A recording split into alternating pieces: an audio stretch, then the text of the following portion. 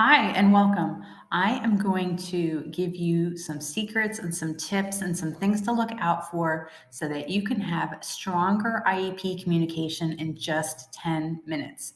This video is about 10 minutes long, and the tips that I'm going to give you to implement will take you about 10 minutes after you compose your email or whatever it is that you're writing to the IEP team.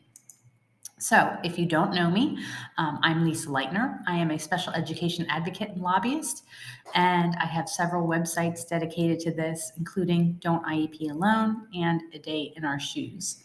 I have been working as a professional advocate since 2010.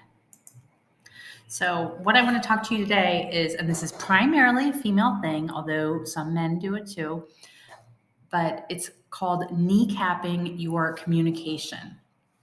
And that term might be a little confusing or unusual, and you're thinking, well, what does that mean to kneecap something? So, what it means is to obviously just to cut someone off at the knees, right? If you cut someone off at the knees or at the kneecap, you pretty much um, render them, unable to do whatever it is they were trying to do.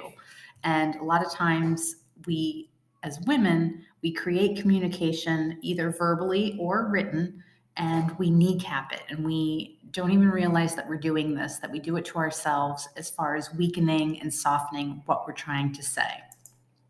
So let me give you some examples. Okay.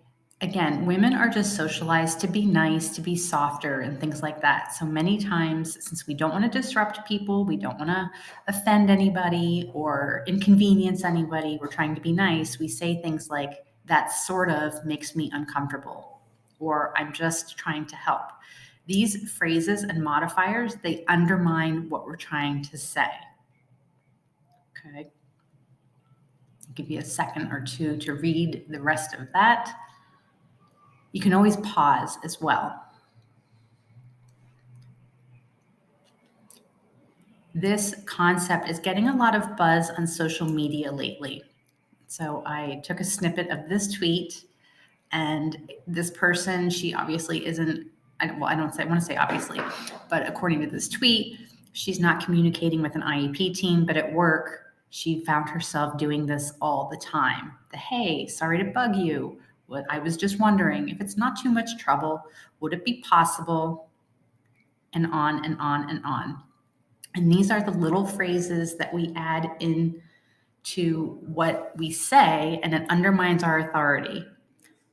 We're not bothering people by being an active participant of an IEP team. It is not too much trouble to have your child's needs met at school. So instead of the sorry to bug you, you might want to try I'm following up on. And instead of just let me know, you could use please let me know. And we're going to talk about that word please in just a second. And then instead of does that make sense, try please let me know if you have any questions.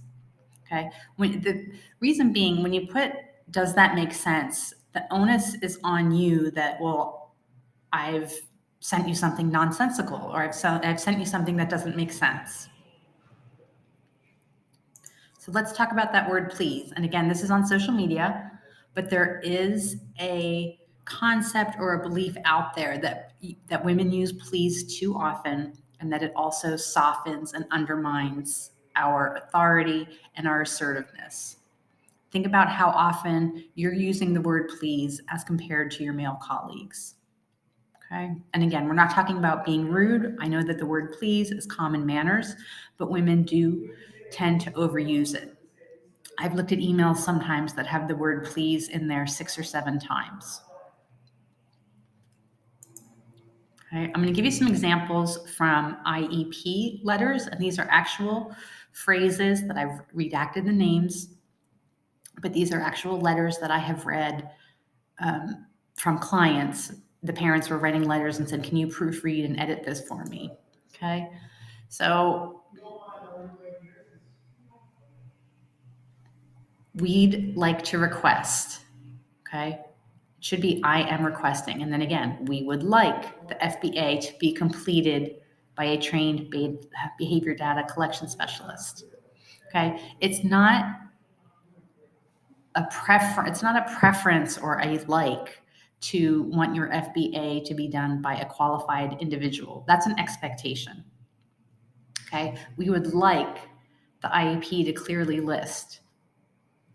We would like more focus on life skills. We do not feel that the student is benefiting from. We also wish to discuss. Okay, request a meeting, not I wish to discuss. We would like, we feel. Okay, this is otherwise a good letter and it has a lot of solid content to work with as far as what the parent has identified that her daughter needs.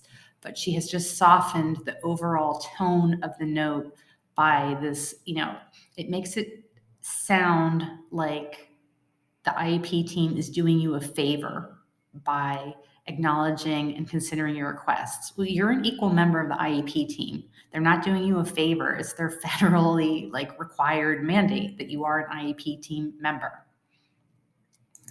Okay. A few more examples that happen. I just, I wish, I'd like, I think, I feel. And then adding in, maybe we could, okay, use more direct language. My child is, I am asking, I am requesting. This is happening. Not, I think she's doing this, or I think she would benefit from, no, she is not receiving XYZ program that she needs to receive FAPE. Okay. Again, some other parent letters. I just wanted to know, I would appreciate, okay, I just wanted to know that, you're an equal member of the IEP team. So they're not doing you a favor by keeping you in the loop and providing you information, considering your thoughts and requests and all that. They're federally mandated to do this. IDEA is very clear that parents are members of the IEP team. So all this, I was wondering if, I would appreciate, okay. They're required to consider your input. So ask for it, okay? And again, instead use she needs. If you're correcting records, this often happens with evaluation reports or present levels. If there's something in the record that is incorrect, a lot of people, I've had parents say it should be, or it should say. No, you want to put the correct statement is. The incorrect statement in her present levels, or there is an incorrect statement in her present levels that says, and put it, and then you say the correct statement is. Okay. I am asking for, I am requesting, not if you have the time, do you think you could do this? No, I am asking for this. I am requesting. And please, please, please stop apologizing. We do this more, I think, verbally than in written communication, but I'm sorry, but why are you sorry? Why are you sorry for being an active member of the IEP team, as is your right?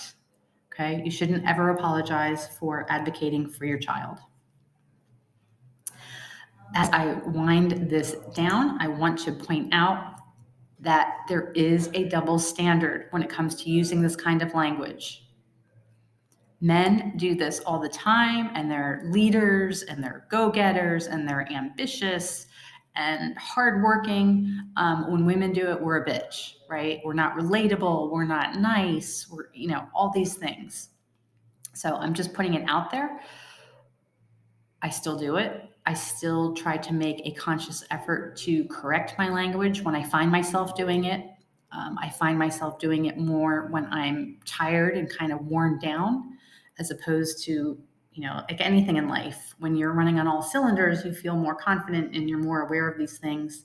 And there are periods in our life where we get worn down and things like that. But you maybe thought it was confrontational and things like that. We're not doing anything that others do not do. Okay. And my last tip is the 24-hour rule. I know what it's like to feel that sense of urgency with your child. I know what it's like to have something happen at 1, 2, or 3 in the afternoon, and you're kind of freaking out and you want it fixed now, now, now, now, now, and you bang out an email and you send it off. Unless your child is in imminent danger and safety wise, unless your child would be in danger by sending them to school the next day in the same circumstances, there is nothing to be gained by sending off an email immediately, especially if you're sending it off late afternoon. Those folks have gone home. They're not going to see it till the next morning anyway. It's always best to type out what you're thinking, type out what you want, save it as a draft, and revisit it the next day. Okay? Go for a run, walk the dog, take a hot shower, hot bath, whatever it is that you need to do, and revisit it the next day. If your child is in imminent danger, then you know what? You keep them home the next day and you could send it. Missing one day of school is not, in the big picture, missing one day is not a big deal.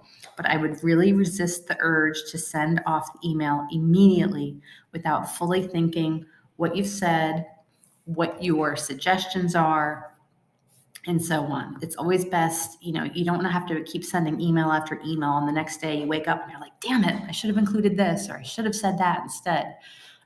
Sleep on it and send it the next day. So I hope that helps, and good luck with all of your communication.